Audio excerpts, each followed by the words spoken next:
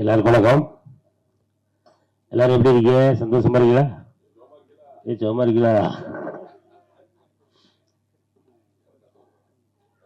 மணி 12 ஆயிடுச்சு அப்படின்னு எல்லாருக்கும் ஒரு கொண்டாட்டம் வரத்தான் செய்யுது. என்ன வரலாம் இல்லையா? சிலருக்கு திண்டாட்டம் இருக்குது. எப்படா முடிப்பீங்க? சீக்கிரமா அனுப்புறீங்கன்னா வீட்டுக்கு அடுத்து ரோம சங்கம் வேற வெளியூருக்கு போக வேண்டியிருக்கு. அதனால எங்கள் ஃப்ளைட் வெயிட்டிங். அதனால ரத்தின சுருக்கமா ஃப்ளைட்டே வெயிட்டிங் அங்கே நிற்குது, நிறுத்தி வச்சிருக்கோம். இந்த கண்டென்ட் கிடைச்சுன்னா நம்ம அம்பி திரைப்படம். நான் என்ன பேசணும் அப்படின்னு நினைச்ச எல்லாருமே பேசிட்டாங்க. மீண்டும் இந்த படத்தை பத்தி நம்ம ஒரு சில வார்த்தைகள் மட்டும் சொல்லி விடைபெறலான் இருக்கேன். எல்லாரும் சொன்ன மாதிரி இல்லை. அதாவது என்கிட்ட எலியன் சார் என் வீட்டில் கதை சொல்றதுக்காக வந்திருந்தாங்க. கதையில் நானே ஒரு படம் பண்ண போறேன். சரி, கதை எப்படின்னா இந்த மாதிரி சார் ஹீரோ யாருனே அப்படின்னு. ஹீரோ ரோபோ சங்கர் பண்றாரு அப்படின்னா எனக்கு ஷாக்கு. ரோபோ சங்கர் ஹீரோ பண்றாரா? இன்னும் எல்லாருமே ஹீரோவா பண்றாங்கனால ஊருக்கு ஹீரோவுக்கு ஆசை வந்தா, அதனால அவர் ஹீரோ பண்ண போறாரு. அவருக்கு ஒரு உடம்புக்கு வேற சரியில்லைங்க, எப்படி அவர் ஹீரோ நடிப்பாரு அப்படின்னு நான் கேட்டேன் சார்கிட்ட.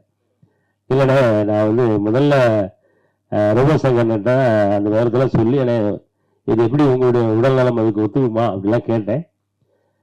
இல்லைண்ணே நம்ம கண்டிப்பா பண்ணிவிடுவோம் அப்படின்னு அவருடைய கான்பிடென்ட்டா அவர் சொன்னதை வச்சுதான் நான் அந்த படத்தை ஆரம்பிக்கிறேன் அப்படின்னு சொல்லி சொன்னாங்க.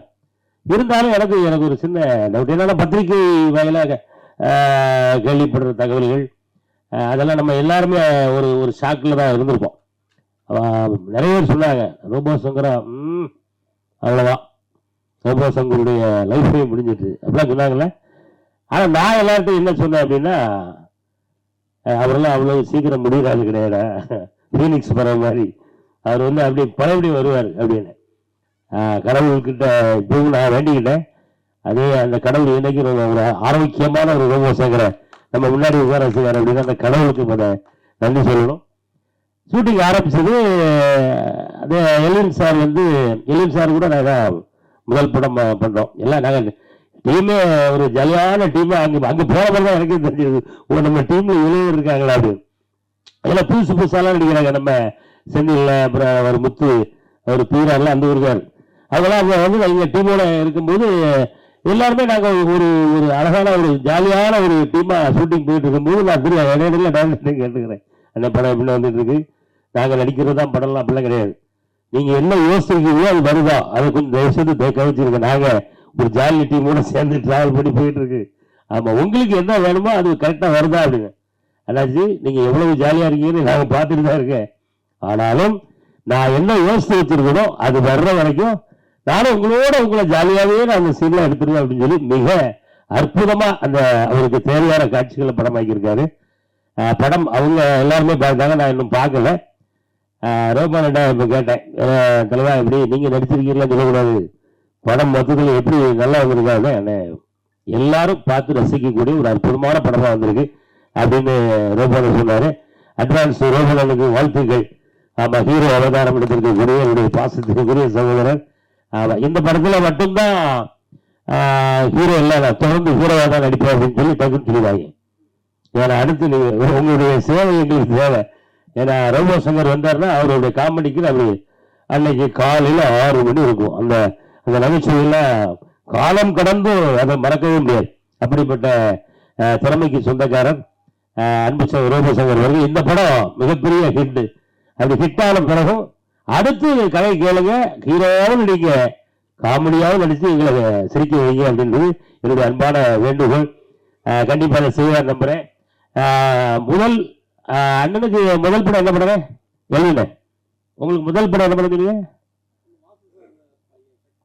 சக்தி அவர்கள் படம் பேரு ஏதோ செய்தா என்ன அப்படிங்கிறது அண்ணனுடைய முதல் படம். இப்ப இது 2வது படம்.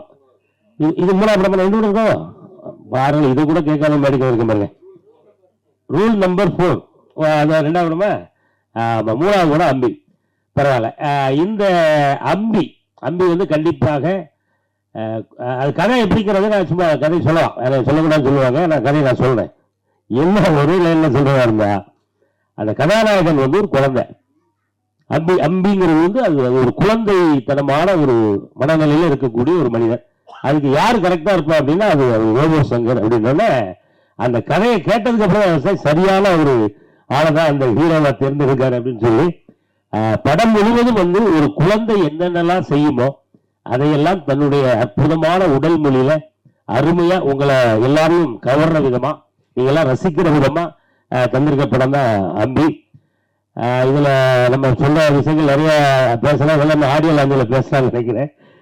நம்ம ராஜேந்திரன், கோவை பாபு அவர்கள் நம்ம சினிமா கண்டுபிடிக்கப்பட்ட காலத்துல இருந்தே அண்ணன் எல்லாருக்குமே உங்களுக்கு எல்லாருக்கும் தெரியும் நினைக்கிறேன். இல்லையா சினிமா கண்டுபிடிச்சது யாருங்க சினிமாவை?